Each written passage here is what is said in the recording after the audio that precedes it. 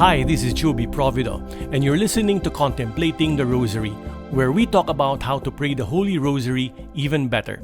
In 104 episodes, over 4 seasons, we will explore a method of how to say the Rosary the way Pope St. John Paul II, Pope Paul VI, and other Rosary advocates recommend, and that's by contemplating the mysteries while we say the Our Father, Hail Mary, and Glory Be.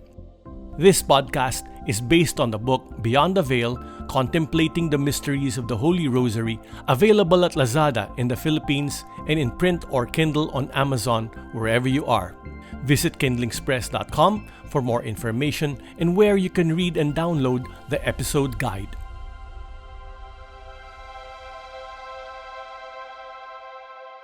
This is episode 20. We're 1/5 into the entire series, and it's lovely to have you listening in again to find ways to pray the Rosary better. Today we'll continue exploring the sorrowful mysteries as we focus on the fourth mystery, the carrying of the cross. To help us put us in the scene, let's remember what happened earlier on Good Friday morning. Pontius Pilate was outmaneuvered by the high priest and his minions. Instead of making his own decision regarding the judgment of the innocent Christ, Pilate was egged into condemning Jesus to death. And when the governor gave the unjust sentence, the Roman soldiers took Jesus and did to him what was routine to them. This is why the way of the cross and the crucifixion in the Gospels don't have much detail. The early Jews who were reading the writings of Matthew, Mark, Luke, and John knew what crucifixion entailed, and therefore there was no need to describe it meticulously. Sadly, we no longer know what goes in a crucifixion today, except for the broad strokes. Aside from historical accounts of crucifixions, the one thing we have is the account of the Sacred Shroud of Turin, which is called the fifth Gospel by those who study it. This is because we can understand what went on during the Passion by the evidence it left on the shroud. So, in the absence of specifics in scriptures, we'll use the shroud to fill in some details.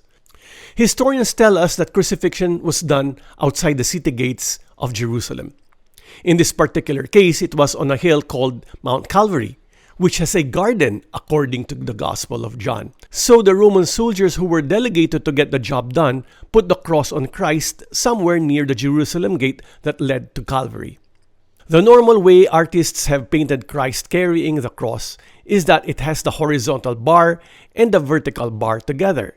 It is positioned on one shoulder and the lower part of the vertical bar is being dragged on the ground.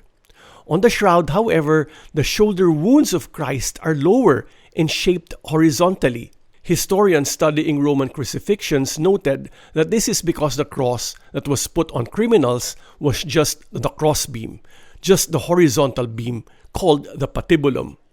The other part of the cross, the vertical part, called the stipes crucis, was already at the site of the crucifixion. The crossbeam weighed about 100 pounds or about 45 kilograms. While the stipes crucis was about 200 pounds or about 91 kilograms. Together, they would have weighed 300 pounds or 136 kilograms. That is about the weight of 12 two-year-old toddlers, or where I'm from, that's about 3 sacks of rice. A normal person would have difficulty carrying that kind of weight a few meters. How much more someone who had been weakened by scourging and going up a mountain that is about 700 meters away, which is about a quarter mile. That would almost be impossible. So the shroud offers the more historical idea that our Lord carried just the crossbeam, just like all of those who were crucified before and after him. With this as a background, let's imagine the scene when Jesus receives his cross. Our Lord most likely has the crown of thorns still on his head. He is fully clothed, but the cloth is drenched with his blood caused by the scourging and crowning of thorns. He is led near the city gate facing Calvary. 2 soldiers lift a crossbeam on his back. If we look at the faces of the soldiers, they clench their teeth because the crossbeam is heavy. When the crossbeam is on the back of our Lord, he bends because of the weight. A 3rd soldier uses a rope to secure the hand of our Lord to one side of the crossbeam. And then when that's done, he goes to the other side and secures the other hand. When our Lord is tied up to the crossbeam, our Lord begins to walk bent with his arms outstretched to the side, both arms and hands tied to the crossbeam. If we try to get near our Lord and see the crossbeam, it isn't finished or sanded. It is a rough cut of wood and that coarse texture would rub against the scapula, that bony shoulder blade in his back. There is this interesting story of the time when Pope St. John Paul II visited St. Padre Pio. I'm almost sure everyone knows who St. Pio is, or his English name, St. Pius, because of the stigmata, which are marks or wounds that correspond to the wounds of Christ's body. So the Pope, when he visited him, the Pope was curious as to which of the wounds of Christ were the most painful, so he asked St. Padre Pio, and the priest answered, "It is my shoulder wound which no one knows about and has never been cured or treated." The other thing that was glaring on the Shroud of Turin is that our Lord had a broken nose. The nose is clearly disfigured, and the most probable cause of this is the crossbeam. Yes, the crossbeam. Imagine our Lord weak and straining to carry the crossbeam on his shoulders. Now, imagine that he trips because of unsure footing, or maybe his knees or ankles buckle. The next thing we can imagine is our Lord falling. But let's imagine it this time with his arms outstretched because they are strapped to the beam behind his head. When our Lord falls, he cannot use his hands to stop his fall. When he falls straight down.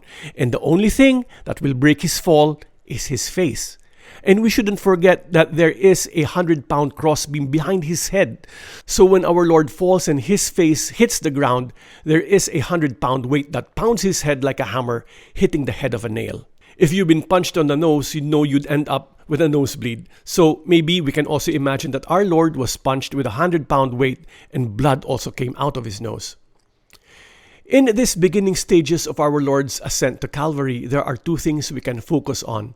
The first is that the crossbeam is chafing the back of our Lord. It was hidden away from sight because it is under his clothes, and our Lord suffered it quietly. We have a chance with our minds to peek under our Lord's tunic and experience it, even if only in our imagination, how this becomes the most painful of our Lord's wounds.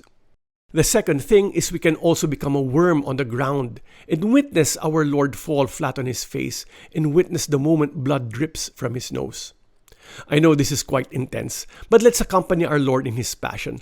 Let's put ourselves in the scene so when he looks around, he sees a sympathetic face in ours. Let's end this episode here and let's pick it up again in seasons 2, 3, and 4.